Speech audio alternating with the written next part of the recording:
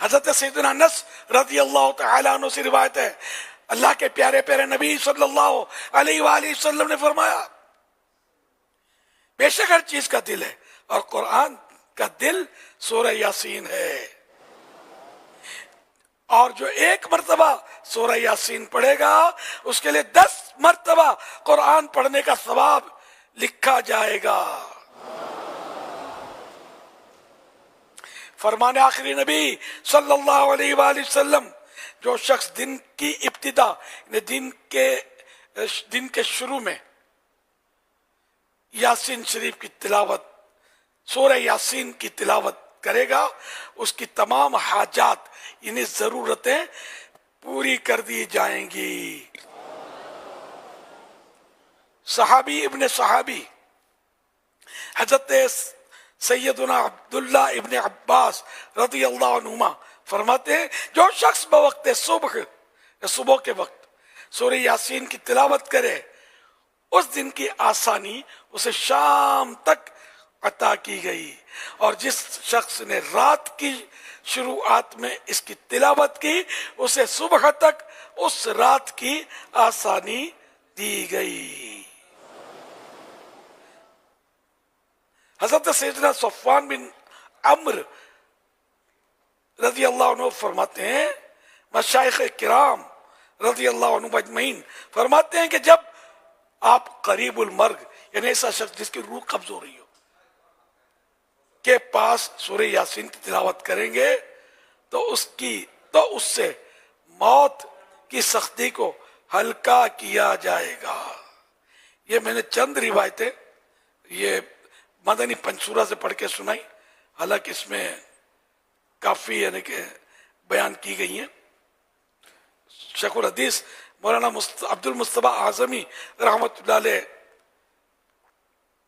کی طرف سے بھی کچھ مدنی پھول ملے ہیں۔ ایک تو یہ کہ 15 تو روایتیں موجود ہیں، اس کے نیچے بھی ہے ان کا وہ بیان ہے وہ مدنی پنچورہ میں۔ نمبر 1، بھوکا آدمی اس کو پڑھے یاسین شریف، بھوکا آدمی یاسین شریف کو پڑھے تو آسودہ کیا جائے، پیٹ بھرا جائے۔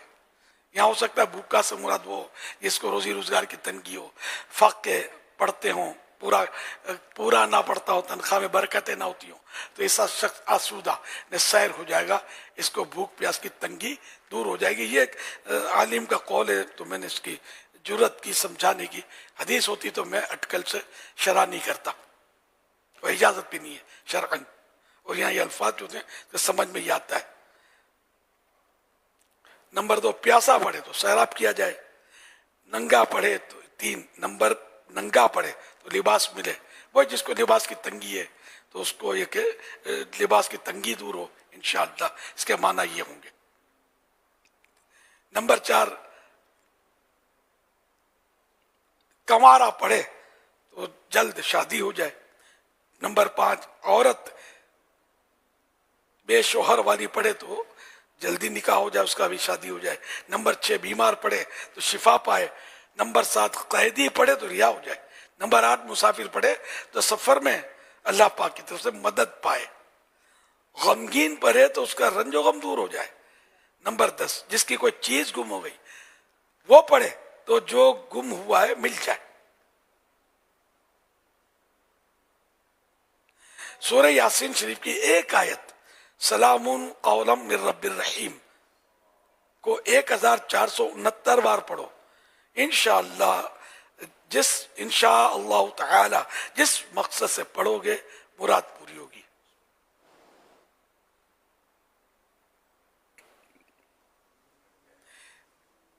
خواجہ دیربی لکھتے ہیں یہ مجرب ہے، اور سلام قولا من رب الرحیم کو 5 جگہ ایک کاغذ پر لکھ کر تعویذ باندھو تو حوادثات اور چور وغیرہ سے حفاظت رہے گی، یعنی کہ جو واردات ہوتی ہیں، غموں کی، آفتیں آتی ہیں، بلائیں آتی ہیں، پریشانی آتی ہیں، ان سے اور چور وغیرہ سے حفاظت رہے گی۔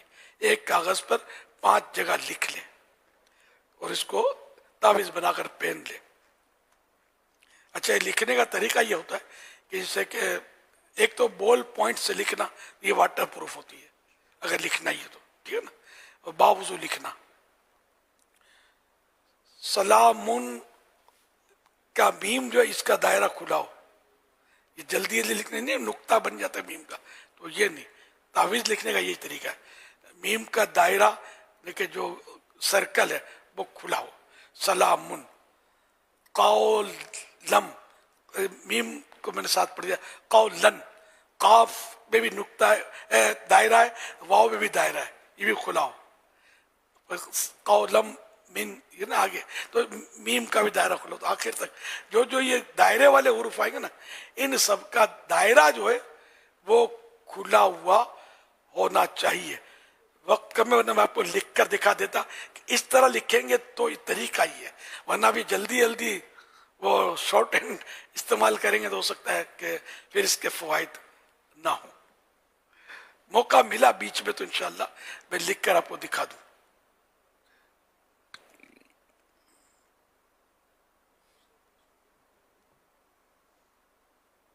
جو شخص صبح کو سورہ یاسین پڑھے گا اس کا پورا دن اچھا گزرے گا، اور جو شخص رات میں اس کو پڑھے گا اس کی پوری رات اچھی گزرے گی.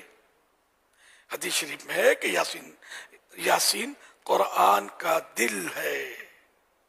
حوالہ جنتی زیور صفحہ نمبر 594، یہ آپ کی کتاب کا نام ہے.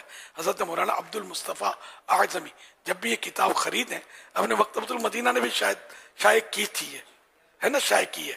تو یہ جہاں بھی لے، یہاں سے لے لیں چاہے تو یہ اس پہ نام رائٹر کا دیکھ لیجیے گا، عبد المصطفیٰ اعظمی. یہ ہند کے ایک بہت بڑے سنی عالم، شیخ الحدیث اور استاذ العلماء گزرے. پھر تھوڑی سی خطوں کی دعوت ہوئی تھی ان سے، جب ان کو پتہ چلا تھا دعوت اسلامی کا، حوصلہ افزائی فرمائی تھی. اب تو برسوں وفات پا گئے، زیارت نہیں کی میں نے. تو انہوں نے مجھے یہ آفر، مکاشفۃ القلوب ہم ان دنوں مسجدوں میں پڑھتے تھے، بالکل شروعات تھی دعوت اسلامی. تو انہوں نے بولا کہ اگر تم چاہو تو میں مکاشفۃ القلوب مجھے بھیج دو، اصل نسخہ عربی کا، تو اگر تم چاہو تو میں اس کو سامنے رکھ کر تم کو ایک اچھی سی کتاب لکھ دوں گا جو مسجدوں میں پڑھ پڑھ کے سنانا. اب اس کا میں نے کیا جواب دیا یہ مجھے اب یاد نہیں ہے، نہ وہ خط میں نے سنبھال کے رکھا ہے. مجھے اس وقت اتنا وہ نہیں تھا، وہ شروعات تھی، بالکل سمجھ نہیں تھی. بڑے بڑے علماء کے خط مجھ سے مس ہو گئے. علامہ کاظمی شاہ صاحب غزالی دورہ، ان سے میں بڑا پیار کرتا ہوں، بہت بڑے عالم تھے، بہت پیارے بزرگ تھے. تو ان کے بھی ہماری خطوں کی دعوت چند بار ہوئی تھی. خط ان کا کوئی بھی سنبھل کے نہیں رکھا. مفتی خلیل خان خلیل العلماء حیدرآباد والے بہت مشہور عالم ہیں، اور یہ بھی بڑے عالم تھے رحمۃ اللہ علیہ. ان سے بھی ہوئی تھی خطوں کی دعوت. کوئی خط تو باقی نہیں رہا میرے پاس، افسوس. حالانکہ یہ بہت قیمتی سرمایہ ہوتا ہے. بعد میں تو ان کی جو کتاب لکھی گئی خلیل العلماء کی سیرت الغالب، مجھ سے مانگا بھی تھا، وہاں سے پیغام آیا تھا، خط آیا تھا، ہم کو آپ کے پاس ہو تو دو. فوٹو کاپی بھی نہیں، کچھ بھی نہیں. اب پرانی باتیں.